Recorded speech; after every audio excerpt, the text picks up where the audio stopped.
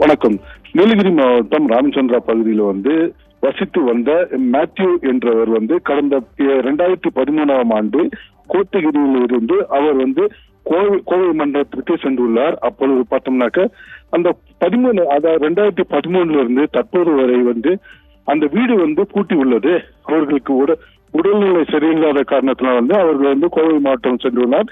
பின்னர் அவர் 2017 அந்த மேத்யூ என்றவர் இறந்து விட்டார். மேலும் அவர்கள் 2 மகன் மற்றும் ஒரு மகள் வசித்து வந்தனர்.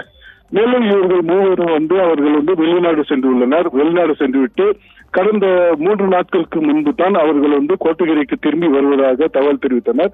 தகவல் தெரிவித்த நிலையில 3 நாட்களுக்கு முன்பு அந்த பகுதியில் அந்த வீட்டை சுத்தம் செய்வதற்காக ஆட்களை வரவழைக்கப்பட்டு அந்த வீடு சுத்தம் செய்து கொண்டிருந்தனர். அப்பொழுது பார்த்தோம்னாக்க அந்த வீடு முழுவதும் கிட்டத்தட்ட அது முள்புதார் முளைத்துள்ளது. இந்த முள்புதார்களை அப்புறப்படுத்தும் பணியில ஊழியர்கள் ஈடுபட்டு வந்தனர். அப்பொழுது பார்த்தோம்னாக்க அந்த ஜன்னல் வழியா அந்த ஜன்னலை திறக்கும் பொழுது அந்த வீட்டுக்குள் ஒரு சடலம் கடப்பது இவர்கள் கண்டறிந்தனர். உடனடியாக அந்த வீட்டு உரிமையாளர்கள் கோத்தகிரி காவல்துறையினருக்கு தகவல் தெரிவித்தனர். கோத்தகிரி காவல்துறையினர் அந்த பகுதிக்கு அந்த வீட்டில் உள்ள சடலத்தை மீட்டனர். அப்பொழுது பார்த்தோம்னாக்க அந்த வீட்டுக்குள்ள முழுமையாக எலும்புக்கூடு கண்டறிக்கப்பட்டது. தற்போது இவர்கள் அந்த எலும்புக்கூடு எல்லாம் சேகரித்து தற்போது விசாரணையும் மேற்கொண்டு வருகின்றனர்.